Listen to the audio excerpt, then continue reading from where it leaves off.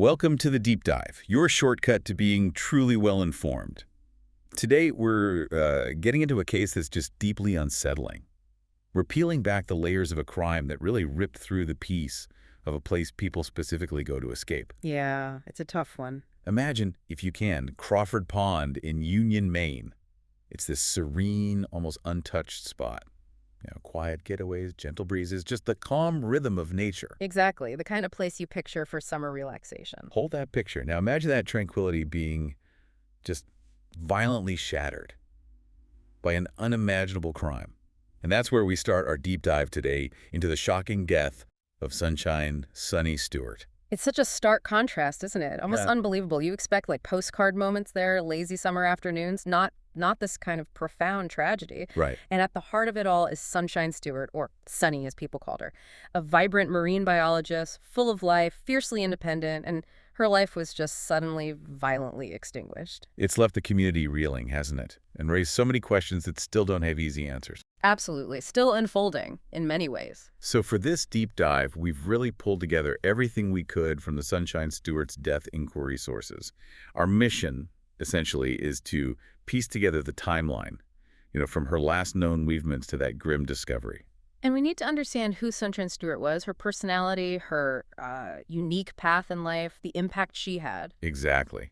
And then we have to navigate the, frankly, really surprising and disturbing details about the suspect, a 17-year-old. Which adds another layer of complexity for sure. And of course, we'll break down the legal proceedings. They're complex, and there's a lot at stake in this developing case. And beyond just the legal facts, the tragic facts, we also really want to understand the impact this has had on Union, Maine, on the community itself. Yeah. Because this isn't just another crime story. It's a narrative that really challenges our ideas about safety, doesn't it? Especially in those idyllic places we think are untouched by violence. It forces you to confront some uncomfortable truths about human behavior, especially when the alleged perpetrator is so young and the actions seem so, inexplicably cruel. And yet it's also kind of a testament to how a community rallies, how they adapt and seek justice when faced with something truly incomprehensible. So by the end of this, you should have a really thorough, nuanced understanding of this case. It's shocked a quiet region, and like we said, it's still evolving. There are still big questions. Definitely. So let's get into it. Where do we start? The setting. Let's start right there. Yeah. Paint that picture of Crawford Pond, Union, Maine, and specifically the pond. It's known as this quintessential summer spot. Right. People flock there to escape the city, reconnect with nature, just be. You could almost hear it, can't you? The water lapping, maybe loon calling, campers talking softly. Yeah. Visually, it's sun on the water, green forests, big clear skies. Families camping, kids playing, paddle boards gliding around at sunset. It's really the epitome of that quiet recreational charm of rural Maine summers. Like you said, a postcard. Exactly. A postcard come to life. And it's that exact quality, that peacefulness that makes what happened in July 2025 so jarring. It feels like a violation of the place itself. Yeah. This environment, usually just full of simple summer joys, was just abruptly, violently disrupted. And the unexpectedness of it, a crime this serious in that setting, it just amplified the shockwaves through the whole community. It really challenges that assumption that some places are just inherently safe. Yeah.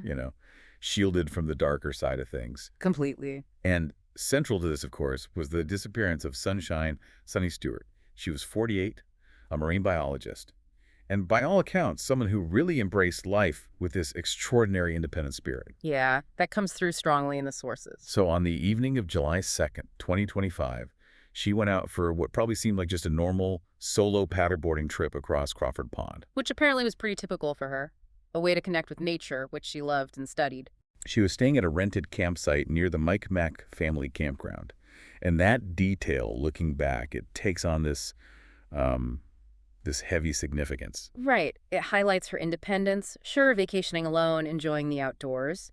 But it also tragically points to how isolated she might have been in those final moments. A solo trip on a pond, sounds idyllic, perfectly safe, and then it becomes the backdrop for this horror. It paints this picture, doesn't it? A woman comfortable on her own, enjoying a peaceful moment, totally unaware of any danger. And what's really striking is how fast the search kicked off once she was reported missing.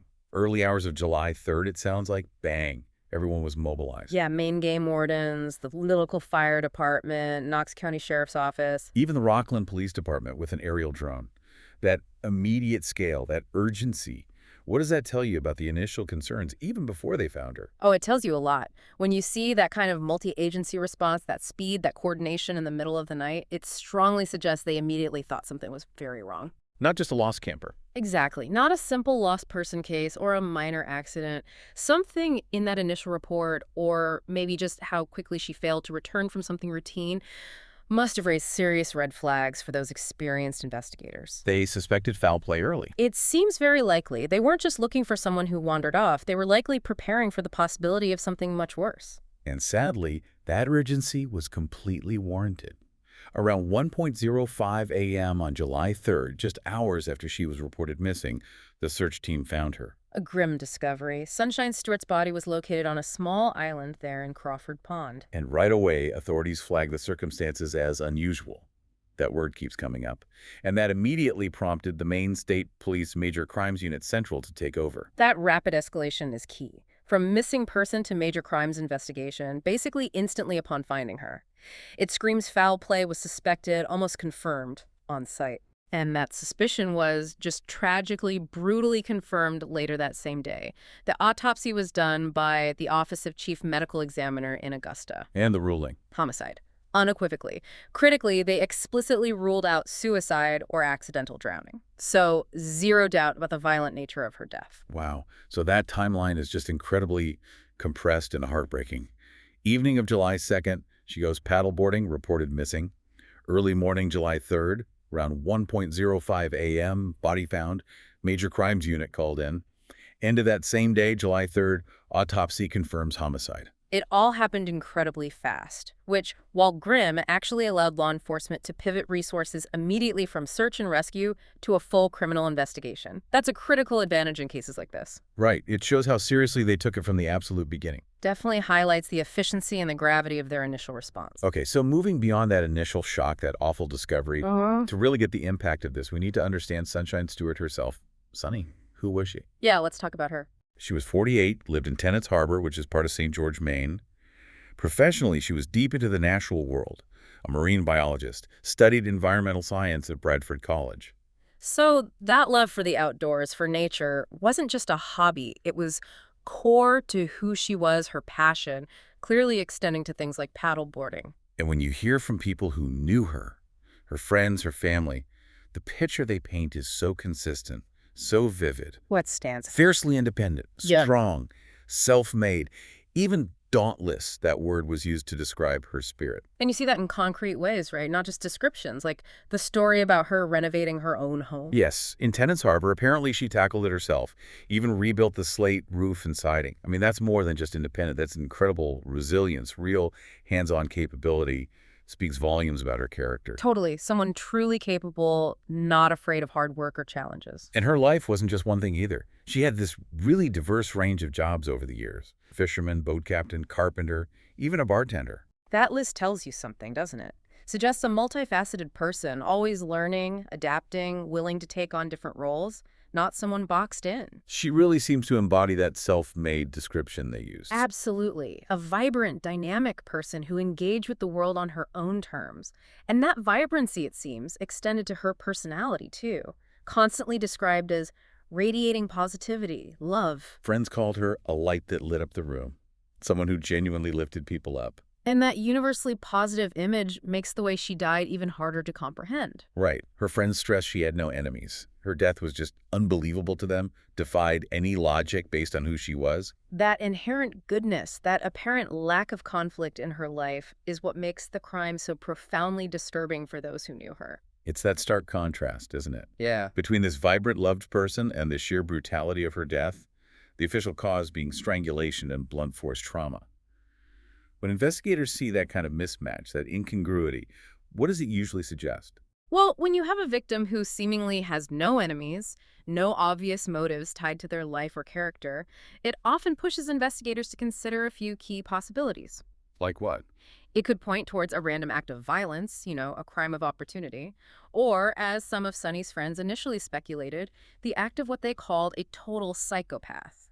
someone whose actions are disconnected from normal human motivations like revenge or gain. That idea of a random attack must have been terrifying for the community. Absolutely. That speculation, the idea of a random, unprovoked act, it really shattered their sense of safety. It's a deep psychological reaction, right? When a crime seems motiveless regarding the victim, our minds sometimes jump to the idea of a monster to try and contain that fear, instead of grappling with terrifying randomness. It kind of implies this unpredictable threat that could strike anyone, anywhere, especially in a place where violence like this is just unheard of. It removes the comfort of finding a reason, leaving just vulnerability. Exactly. That psychological void. But even with that shock and fear, the community's response was incredible. Yeah, tell me about that. Sunny had these really strong, lasting friendships. People said she could just pick up where she left off no matter how much time passed. And while she never married or had children, she was apparently very close to her sister, her brother, her nephews. They were her core family. The support after her death was immediate and overwhelming, wasn't it? It really was a powerful testament to her connections. A GoFundMe was set up quickly for funeral costs. The goal was $15,000. And it raised much more, I heard. Over $32,000. That kind of spontaneous, generous outpouring, it just speaks volumes about the impact she had, the connection she forged. It showed the community was determined not just to remember her, but to actively support her loved ones. So for 2 weeks, the community lived with this fear, this uncertainty, no idea who was responsible. Then a major development. Right, a breakthrough that shifted everything but also brought a new kind of shock. About 2 weeks after Sunny's body was found, on Wednesday, July 16th, 2025, Maine State Police announced an arrest. A 17-year-old male arrested in Union. And identified in court documents as Devin Young from Frankfort, Maine. He was taken into custody around 10:30 p.m., apparently without incident. That must have brought some relief, but also disbelief, right? Yeah. A teenager? Exactly. Relief that someone was caught, but the age, the circumstances, it added new layers of shock. And the detail about his location? That's crucial. Extremely unsettling. It came out that he was reportedly staying at the Mike Mack campground with his family, the same campground where Sunshine Stewart was staying before she died. Wow. So a direct, immediate, chilling link. They were in the same small, seemingly safe vacation spot, might have even passed each other. And then you have the testimony or the statements from the campground owner, Catherine Lunt. She revealed some really disturbing things about Young's behavior during those 2 weeks of investigation. What did she say? She said Young actually volunteered information to the police early on, but then, chillingly, she says he intentionally directed them away from where Stewart's body was actually found. He misled them. Lunt called it leading them on a wild goose chase. A calculated diversion, apparently, while the search was most intense. A wild goose chase. For 2 weeks. While he's right there, acting normal. That's what Lunt observed. She said he acted totally normal, like nothing ever happened. She even mentioned he wasn't on anybody's radar as a suspect. Everyone was looking for an adult, understandably. Because of the brutality of the crime. Precisely. And then there's the report of surveillance footage, potentially critical evidence. It allegedly shows Young returning to land before sunset on the evening of the murder. Placing him right back at the scene, around that critical time window when Sunny disappeared. Yeah. So if you analyze that alleged conduct, actively misleading police, maintaining this outward calm for 2 weeks, what does that suggest? It doesn't sound like panic or immediate remorse after an impulsive act. It sounds calculated, deliberate, an attempt to obstruct, to evade capture. That's how it appears. For a juvenile, or really anyone, to show that level of deception, that emotional detachment, right after such a horrific act, it's highly unusual. It points to a disturbing degree of self-control, maybe compartmentalization. It's more than just unusual, isn't it? If proven, that level of cunning suggests a capacity for malice, an understanding of consequences that seems far beyond typical juvenile behavior. It paints a picture of a deliberate actor. Absolutely. And you can bet that alleged behavior, the manipulation, the composure will be a central focus for the prosecution, especially as they push to try him as an adult. That's so. They can present it as evidence of a sophisticated criminal mind, argue he's a significant public safety threat, and crucially, that he understood the gravity and the legal implications of his actions. It counters the idea of a simple mistake followed by panic. It suggests conscious manipulation. Which brings us straight into the legal side of things. Yeah. Devin Young is formally charged with 1 count of murder. Right. And the court documents are specific. They state he did intentionally or knowingly cause the death of another human being, namely Sunshine Stewart. And they include that critical phrase, he acted with depraved indifference to her life. Okay, depraved indifference.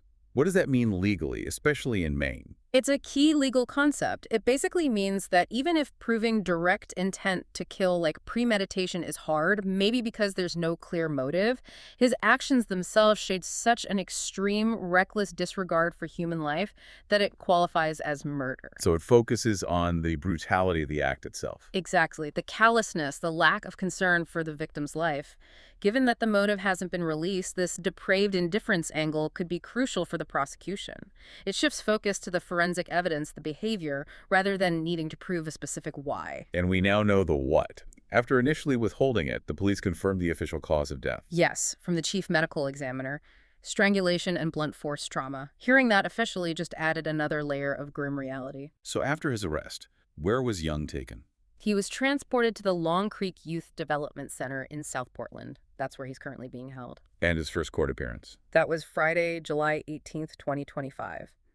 In juvenile court, he entered a denial, which is basically the juvenile equivalent of a not guilty plea in adult court.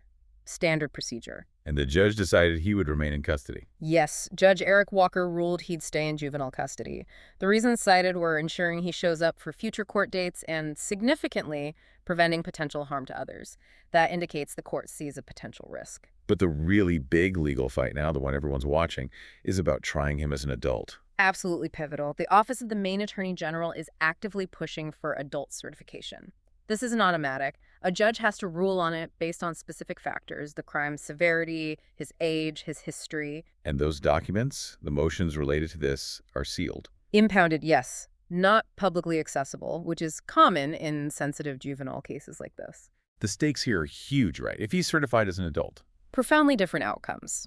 If tried and convicted as an adult for murder in Maine, he faces a potential sentence of 25 years to life in prison. Versus juvenile sentencing. Which is generally much less punitive, often focused more on rehabilitation, with release usually mandated by a certain age, like 21. So this decision dictates not just where he might serve time, but potentially how much time, and whether the system views him primarily through a lens of punishment or rehabilitation. And there's a key date coming up for this. Yes. His next scheduled court appearance is a status conference on August 22nd, 2025 in Rockland District Court. That hearing will likely be critical for the adult certification issue. It's a moment everyone is watching very closely. Definitely a date to mark. And amidst all this legal maneuvering, one massive question still hangs in the air. The motive. Exactly. As of the latest reports, authorities haven't publicly revealed any motive for the killing. The investigation is still officially active, ongoing. They're still gathering information. How does that lack of a public motive affect things? For the prosecution trying to get adult certification or eventually presenting a case, does it make proving intent harder? It's a real challenge. Without a clear motive, the prosecution has to lean much heavier on the objective facts. The forensics, the timeline, the suspect's alleged actions like that deception we talked about. And so the depraved indifference charge becomes even more important. Precisely. It lets them argue, even if we don't know exactly why he did it, what he did, the brutal act, the disregard for life is enough for a murder conviction. For adult certification, the argument might focus less on the why and more on the calculated nature of the actions and the perceived danger he poses. The underlying reasons might never be fully known or shared publicly. And that lack of motive just loops back to Sunshine's character, doesn't it? How her friends couldn't imagine anyone wanting to hurt her. It leaves this void the community struggles with. It feeds that initial fear of randomness, which then seems to morph into this collective resolve to find answers. Let's shift focus a bit to that community impact in Union, Maine, and how the investigation is playing out now. The killing obviously sent huge shockwaves. Undeniable. Residents were deeply scared, unsettled. Violent crime like this is just incredibly rare there. It wasn't just news, it felt like a direct threat to their way of life. That quote from the campground owner really captures it. It's not a place where these things happen. That feeling of shattered security. Absolutely. And before Young's arrest, that information vacuum, the apparent randomness, it fueled intense anxiety.